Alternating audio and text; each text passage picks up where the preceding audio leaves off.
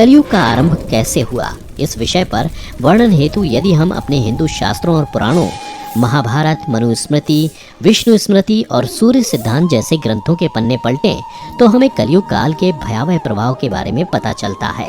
और ऐसी बहुत सी गाथाएं सामने आती हैं जो कि कलयुग के आरंभ से जुड़ी हैं। इनमें से सबसे प्रसिद्ध गाथा के अनुसार कलयुग का पृथ्वी पर आगमन राजा परीक्षित की एक भूल से जुड़ी है।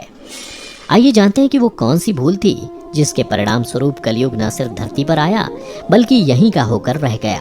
महाभारत की समाप्ति के साथ द्वापर युग की समाप्ति के दिन भी समीप आ रहे थे। तब धरती पर अपनी भूमिका पूरी कर रहे भगवान श्री कृष्ण बैकुंठ धाम लौट गए।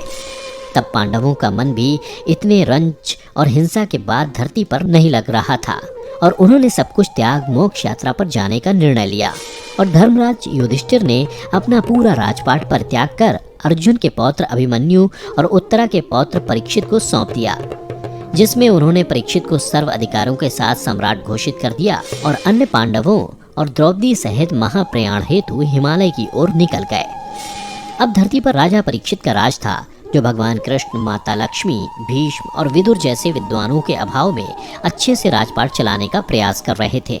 कहा जाता है कि पांडवों और द्रौपदी जब हिमालय मोक्ष यात्रा पर चले गए तब एक दिन स्वयं धर्म बैल का रूप लेकर और गाय के रूप में बैठी पृथ्वी देवी सरस्वती नदी के किनारे एक एक छोर पर बैठे वार्तालाप कर रहे थे।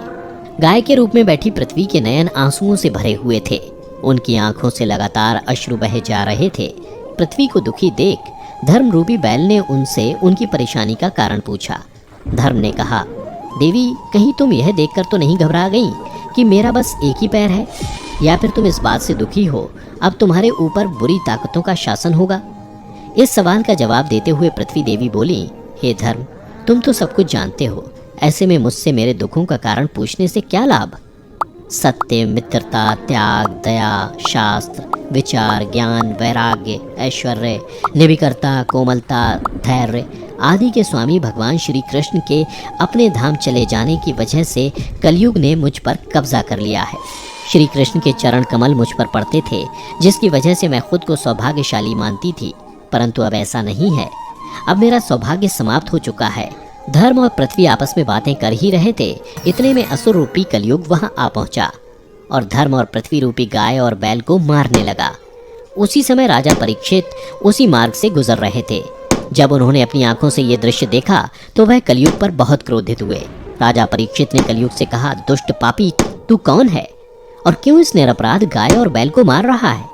तू महाअपराधी है, तेरा अपराध क्षमा योग्य भी नहीं, इसलिए तेरी मौत निश्चित है। इतना कहते हुए राजा परीक्षित ने अपनी तलवार निकाली और कलयुग को मारने के लिए आगे बढ़े। राजा परीक्षित का क्रोध देखकर कलयुग थर थर कांपने लगा। भयभीत कलयुग अपनी राजसी वेशभूषा को उतारकर राजा परीक्षित के चरणों में गिर गया और क्षमा याचना करने लगा। राजा परीक्षित ने भी अपने चरण में आए कलयुग को अपने जीवन की भीख मांगता देख उसे मारना उचित नहीं समझा और उसे चेतावनी देते हुए कहा कि कलयुग, तू मेरी शरण में आ गया है, इसलिए मैं तुझे जीवन दान दे रहा हूँ, किंतु अधर्म, पाप, झूठ, चोरी, कपट, दरिद्रता आदि अनेक द्रव्यों का मूल कारण केवल तू ही है।